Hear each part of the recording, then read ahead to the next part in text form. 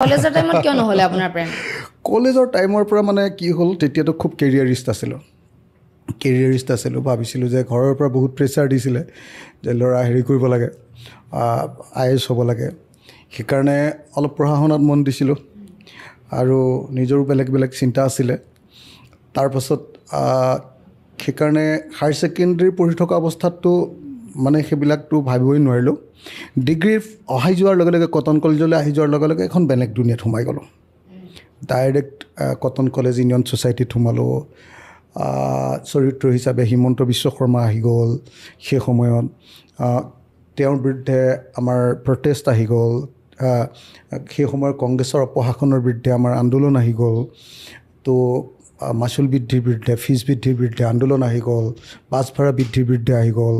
আমি দেৱেন দত্ত ছাৰক পালোঁ, উদয়াদিত্য ভৰালী ছাৰক পালোঁ, হীৰেণ গোহাঁই ছাৰক পালোঁ। তাত আৰু ক'ত প্ৰেম আছে, গোটেই শহতা মানুহবিলাকক পাই গ'লোঁ।